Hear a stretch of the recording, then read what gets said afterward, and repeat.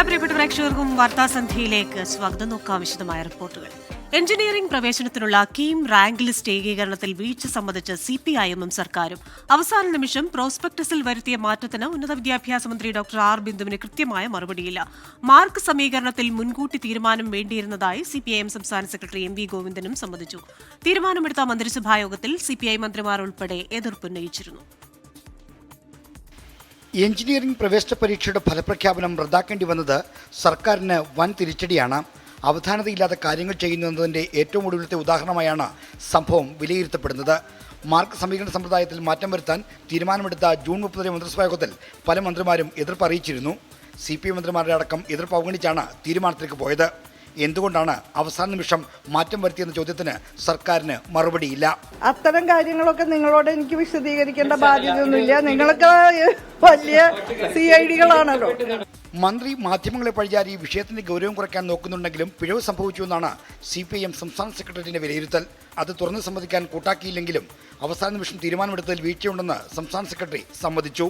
കേരളത്തിലെ കുട്ടികളുടെ താല്പര്യം സംരക്ഷിക്കുന്നതിന് വേണ്ടി നടത്തിയ ഒരു ശ്രമം യഥാർത്ഥത്തിൽ പ്രായോഗികമായില്ല. ഇനി മുൻകൂട്ടി ആലോചിച്ച് ആവശ്യമായ തിരുത്തലുകൾ വരുത്തി അടുത്ത പ്രാവശ്യമാകുമ്പോഴേക്ക് കേരള സിലബസുമായി ബന്ധപ്പെട്ട് പഠനം നടത്തിയ കുട്ടികളുടെ താല്പര്യത്തിന് കൂടി ഉതകുന്ന രീതിയിൽ അത് കൈകാര്യം ചെയ്യണം എന്ന് തന്നെയാണ് തീരുമാനം. ഭാവിയിൽ ഇത്തരം പ്രശ്നങ്ങൾ ആവർത്തിക്കാതിരിക്കാൻ ശ്രദ്ധ വേണമെന്നാണ് CPIഎം സർക്കാർ നൽകുന്ന നിർദ്ദേശം. 24 തിരുവനന്തപുരം. ഹൈക്കോടതിയിൽ നിന്നേറ്റ തിരിച്ചടിക്ക് പിന്നാലെ കീം റാങ്ക് പട്ടിക പുതുക്കി ഇറക്കിയെങ്കിലും മാനസിക സമ്മർദ്ദത്തിലായത് വിദ്യാർത്ഥികളാണ്. അനിശ്ചിതത്വത്തിന് ഉത്തരവാദി സർക്കാരെന്ന് വിദ്യാർത്ഥികളും രക്ഷിതാക്കളും പറയുന്നു.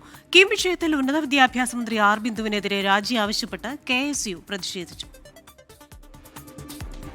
കേരള സിലബസിൽ പഠിച്ച വിദ്യാർത്ഥികൾ 300 മുതൽ 1000 റാങ്ക് വരെയാണ് പിന്നോട്ട് പോയത്.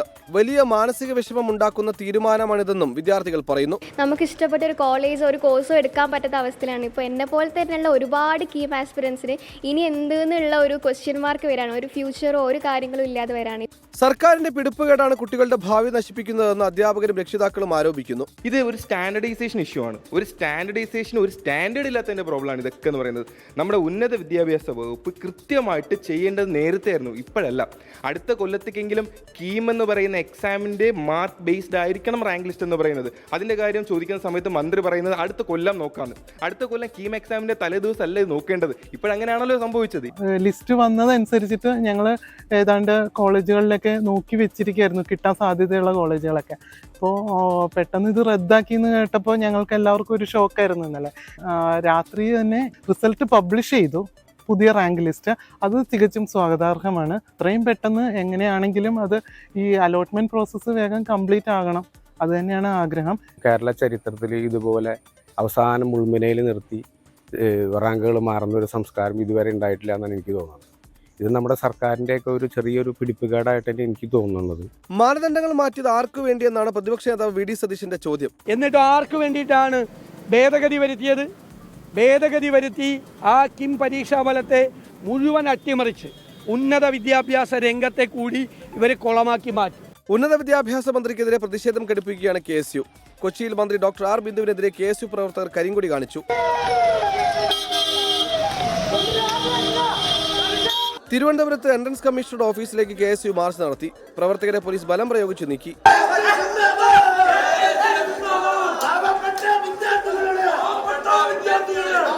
വിവിധ ബ്യൂറോകളോടൊപ്പം 24 കോഴിക്കോട്. BJP സംസ്ഥാന ഭാരവാഹി പട്ടിക പ്രഖ്യാപിച്ചു. MT രമേശ്, ശോഭാ സുരേന്ദ്രൻ, S സുരേഷ്, അനൂപ് ആന്റണി എന്നിവർ ജനറൽ സെക്രട്ടറിമാർ. ഷോൺ ജോർജ്, മുൻ DGP R ശ്രീലേഖ തുടങ്ങിയവർ വൈസ് പ്രസിഡന്റുമാരാണ്. വിശദാംശങ്ങളുമായി അലക്സ് റാം മുഹമ്മദാണ് തിരുവനന്തപുരത്ത് നിന്ന് ചേരുന്നത്. Alex, good evening. പുതുമുഖങ്ങൾക്കും യുവാക്കൾക്കും മുൻഗണന നൽകുന്ന ഒരു പട്ടിക എന്ന രീതിയിലാണ് ഇത് പ്രഖ്യാപിച്ചിരിക്കുന്നത്. അതേസമയം വി മുരളീധര പക്ഷത്തെ വെട്ടിയൊതുക്കിയെന്നും രാജീവ് ചന്ദ്രശേഖരന്റെ വിശ്വസ്തരെ അതിൽ ഉൾപ്പെടുത്തിയെന്നും ഒക്കെയുള്ള ആരോപണങ്ങളും ഒരു വശത്ത് വരുന്നുണ്ടല്ലോ. ക്രിസ്റ്റീന, യുവാക്കൾ, പുതുമുഖങ്ങൾ, ഒപ്പം വലിയ കൂടിയാലോചനകൾക്കൊക്കെ ശേഷം മറ്റു സാമുദായിക സമവാക്യങ്ങളടക്കം കണക്കാക്കിയതിനു ശേഷം പ്രഖ്യാപിക്കുന്ന ഭാരവാഹി പട്ടിക എന്നാണ് ഈ പട്ടികയിൽ ഉൾപ്പെട്ട ചില നേതാക്കളുടെ തന്നെ വിശദീകരണം. പക്ഷേ ഇതിൻ്റെ യാഥാർത്ഥ്യം വി മുരളീധര സുരേന്ദ്ര പക്ഷത്തെ പൂർണ്ണമായി വെട്ടിനിരത്തി സംസ്ഥാന ഭാരവാഹി പട്ടിക പുതിയ സംസ്ഥാന അധ്യക്ഷൻ രാജീവ് ചന്ദ്രശേഖർ തൻ്റെ ടീമിനെ പ്രഖ്യാപിച്ചിരിക്കുന്നു എന്നുള്ളതാണ് ഏറ്റവും പ്രധാനപ്പെട്ട കാര്യം. MT രമേശ്, ശോഭ സുരേന്ദ്രൻ, അനൂപ് ആന്റണി, ഒപ്പം അഡ്വക്കേറ്റ് S സുരേഷ് എന്നിവർ ജനറൽ സെക്രട്ടറിമാർ ആകുന്നു. അതിൽ MT രമേശ് നേരത്തെ തന്നെ ജനറൽ സെക്രട്ടറി സ്ഥാനത്ത് തുടരുന്നയാളാണ്. ഇതിൽ പ്രധാനമായി വരുന്നത് രാജീവ് ചന്ദ്രശേഖറിൻ്റെ ഏറ്റവും അടുപ്പക്കാരായി കരുതപ്പെടുന്ന അഡ്വക്കേറ്റ് S സുരേഷും അനൂപ് ആന്റണിയും കൂടി ജനറൽ സെക്രട്ടറിമാരായി എത്തുന്നു എന്നുള്ളതാണ് പ്രധാനപ്പെട്ട കാര്യം. നേരത്തെ K സുരേന്ദ്ര വിഭാഗത്തിൻ്റെ അല്ലെങ്കിൽ V മുരളീധര വിഭാഗത്തിൻ്റെ പ്രധാനപ്പെട്ട നേതാക്കളും വക്താക്കളുമായിരുന്ന അഡ്വക്കേറ്റ് P സുധീറും C കൃഷ്ണകുമാറും ജനറൽ സെക്രട്ടറി സ്ഥാനത്ത് നിന്ന് മാറ്റി അവരെ വൈസ് പ്രസിഡന്റുമാരാക്കി പ്രഖ്യാപിച്ചിരിക്കുന്നു എന്നുള്ളതാണ് ഈ പട്ടികയിലെ പ്രധാനപ്പെട്ട എടുത്തു പറയേണ്ട കാര്യം. 10 വൈസ് പ്രസിഡന്റുമാരെയാണ് പ്രഖ്യാപിച്ചിരിക്കുന്നത്. P സുധീറിനെയും C കൃഷ്ണകുമാറിനെയും കൂടാതെ അഡ്വക്കേറ്റ് KS രാധാകൃഷ്ണൻ, ഒപ്പം അഡ്വക്കേറ്റ് ഷോൺ ജോർജ്, അതുപോലെ ഈയിടെ പാർട്ടിയിലേക്ക് വന്ന തിരുവനന്തപുരത്ത് നിന്നുള്ള R ശ്രീലേഖ IPS, മുൻ DGP R ശ്രീലേഖ IPS എന്നിവരെ കൂടി വൈസ് പ്രസിഡന്റ് പട്ടികയിൽ ഉൾപ്പെടുത്തുന്നുണ്ട്.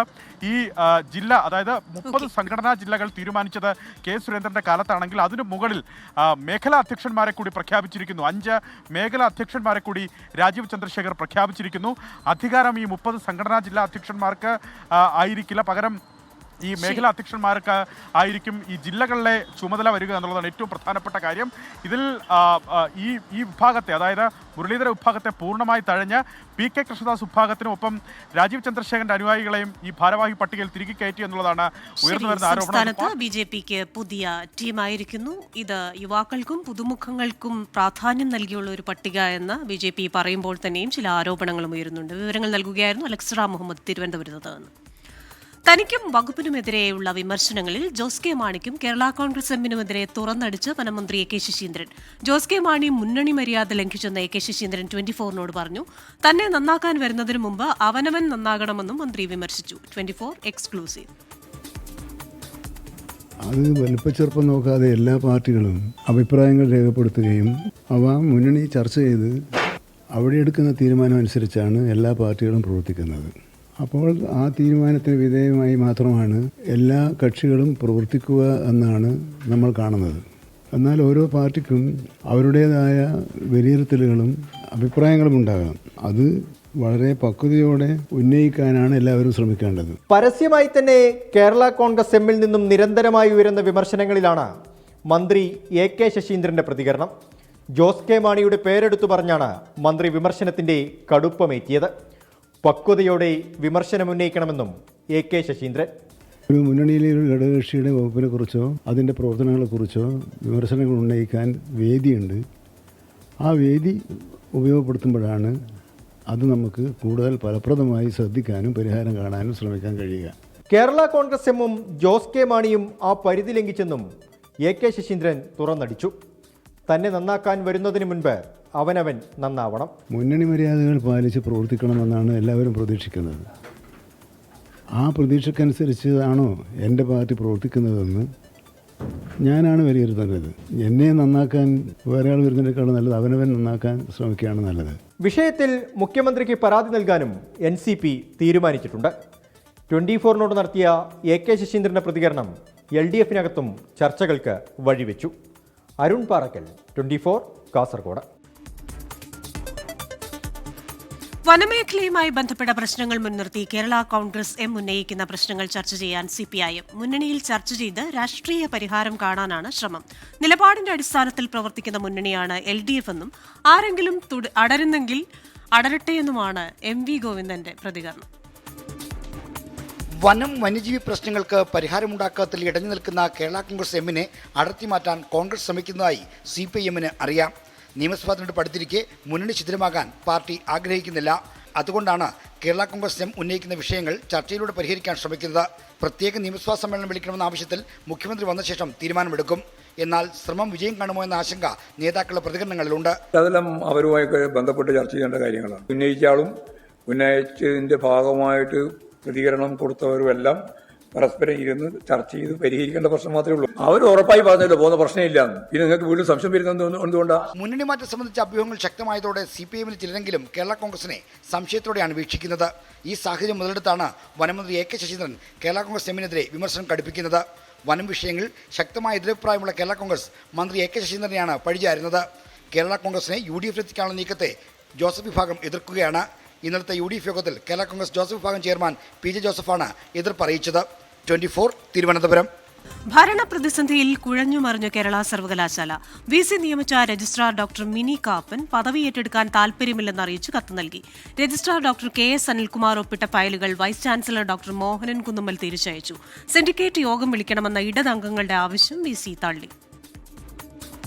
വൈസ് ചാൻസലർ നിയമിച്ച രജിസ്ട്രാർ മിനി കാപ്പൻ ചുമതല ഒഴിയുന്നു. രജിസ്ട്രാർ ഇൻചാർജ് ചുമതലയിൽ നിന്ന് ഒഴിവാക്കണമെന്നാവശ്യപ്പെട്ട് മിനി കാപ്പൻ വൈസ് ചാൻസലർക്ക് കത്തയച്ചു. ഇന്ന് രാവിലെ രജിസ്ട്രാർ എന്ന നിലയിൽ മിനി കാപ്പൻ പ്രവർത്തിച്ചു തുടങ്ങിയിരുന്നു. എന്നാൽ ഇടത് സിൻഡിക്കേറ്റ് അംഗങ്ങൾ എതിർപ്പുമായി രംഗത്തെത്തി. അതിനിടെ ഡോക്ടർ KS അനിൽകുമാർ അയച്ച അടിയന്തര സ്വഭാവമുള്ള ഫയലുകളടക്കം VC മടക്കി. വരട്ടെ നോക്കാമെന്നായിരുന്നു ഫയൽ നീക്കത്തെക്കുറിച്ചുള്ള രജിസ്ട്രാറുടെ മറുപടി. വരട്ടെ നോക്കാം. VC ഓഫീസിൽ എത്താത്തതിൽ പ്രതിഷേധിച്ച് SFI രംഗത്തെത്തി.